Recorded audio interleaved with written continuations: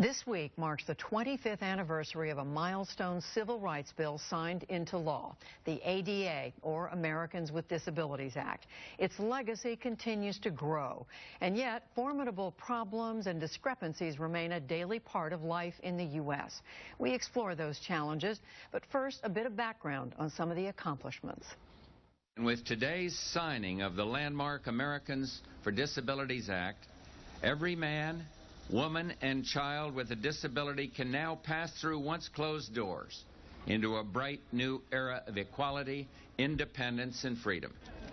On a clear summer day 25 years ago, President George H.W. Bush signed into law equal protection of civil rights for Americans with a disability.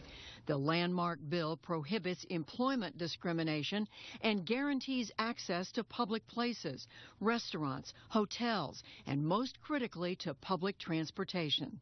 Over 56 million Americans have some type of disability, over half of them a severe disability. The law has succeeded in many ways. It has put ramps on public buildings, created access to health care, fought housing discrimination, and opened important school doors. Fred Weiner is an assistant vice president at Gallaudet University. For a long time, the only college for students who are hearing impaired. He said access to education has greatly expanded since the ADA. Having more options. People who are deaf and hard of hearing have more places to go. They can select a public college or a private college. They can pick a variety of educational settings. And so it's not just access to the classroom, but it's learning in a broader sense. It's access to cultural institutions like museums, cultural events. That's really part of the fabric of learning. But more education has not always translated into employment opportunities. 41% of those with a disability and of working age are employed, compared to 79% of those without a disability.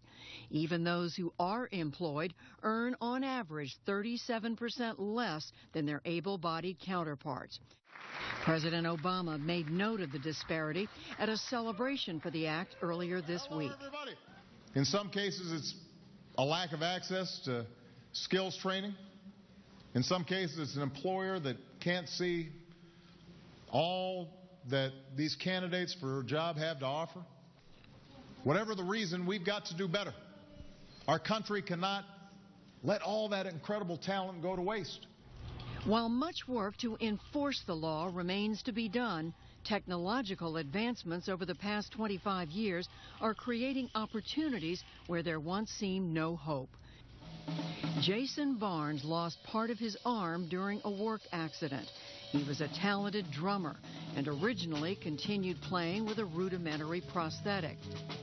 After seeing videos of the musical cyborgs, robots that collaborate musically with humans, created by Gil Weinberg, a professor at Georgia Tech University, Jason reached out, and Gil designed a robotic prosthesis for him. The arm can drum at 20 hits per second, a speed not humanly possible. There's one stick that is controlled via EMG, so there's muscles in my arm, and essentially there's sensors that pick up the residual muscle signals, and so I can control it accordingly, depending on how you have it routed through a computer. And then the second stick is actually kind of a mind of its own. It runs off its own computer, and it will actually listen to the music and complement it how it thinks it should be complemented with its own rhythms. He's the envy of all kind of heavy metal drummers that would have loved to have his speed right now. Kind of technology for leg and arm amputees can create all kind of things, such as running, if you're talking about leg, or drumming, if you're talking about arms. Allow people with disabilities to really exceed and put the line in the sand for us to try to exploit for ourselves. And beyond technological advancements, Fred Weiner hopes 25 years from now we'll have achieved much more. Hopefully we're talking about the President of the United States who's disabled and that nobody thinks anything of.